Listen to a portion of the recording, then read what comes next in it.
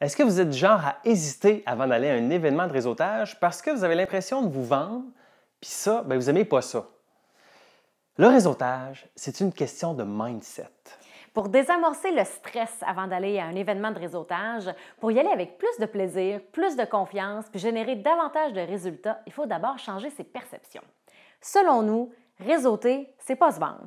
Réseauter, c'est échanger. C'est créer des relations qui vont être profitables et durables à court, à moyen et à long terme.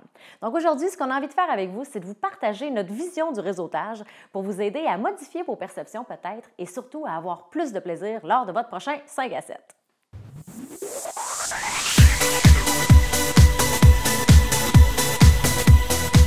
Ça vous est sûrement déjà arrivé d'aller dans un événement de réseautage puis de rencontrer cette espèce de personne-là, cette espèce de fatigant qui est là, qui se promène, qui papillonne d'une personne à l'autre, puis il fait juste parler. Il parle de lui tout le temps de lui, de ses services, de ses produits. Puis vous avez l'impression que vous êtes juste comme un poisson à qui il veut essayer de vendre quelque chose.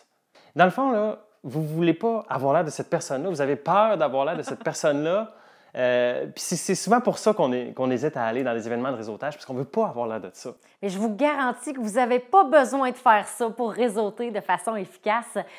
Première chose à garder en tête dans un événement de réseautage, on le disait tantôt, c'est pas se vendre l'objectif, c'est de créer des relations, donc d'échanger avec les autres. Fait que c'est important de garder en tête l'intention d'aller à la rencontre des gens. Donc, l'objectif, ce n'est pas de dire quelque chose à tout prix ou de dire quelque chose au plus grand nombre de personnes possible dans la soirée de réseautage, mais c'est plutôt de rencontrer des gens, d'échanger avec les gens. Fait que juste de partir avec cette intention-là dès le départ, souvent, ça vient calmer le stress un peu de « bon, j'ai pas besoin de me vendre, j'ai pas besoin de vendre ma salade à qui que ce soit », mais je pars dans l'idée de rencontrer des gens. Ouais, puis souvent, on peut avoir tendance aussi à avoir peur de ne pas être intéressant. Qu'est-ce que je vais dire? Il me semble qu'il faudrait que je dise de quoi d'intéressant pour que ce soit plaisant pour tout le monde. Bien, la deuxième chose, c'est de garder en tête qu'il ne faut pas chercher à être intéressant, mais plutôt être intéressé. Intéressé à l'autre personne réellement. Donc, poser des questions. Vous voulez rencontrer l'autre personne, donc vous voulez en savoir sur cette personne-là. Ça peut être n'importe quel type de question. Qu'est-ce que vous faites dans la vie? Pourquoi vous faites ce que vous faites aujourd'hui? D'où est-ce que c'est parti, cette idée-là? C'est quoi votre plus grande passion? Bref, essayez d'en savoir le plus possible sur l'autre personne. Et une fois que vous avez posé votre question, troisième élément, soyez à l'écoute. Soyez disponible, soyez présent, soyez authentique vous-même, mais en toute disponibilité pour l'autre personne. Cherchez pas à ce moment-là, des fois on peut avoir tendance à penser à ce qu'on va dire pendant que la personne est en train de nous livrer sa réponse.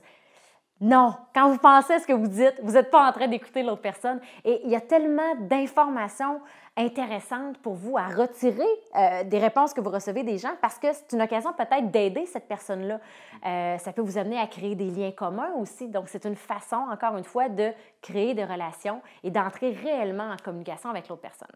Au final, là, malgré tout ça, c'est sûr qu'il y a une question de personnalité aussi. Donc, il y a des gens pour qui c'est beaucoup plus facile d'aller dans les événements de réseautage puis de rentrer en relation avec des gens.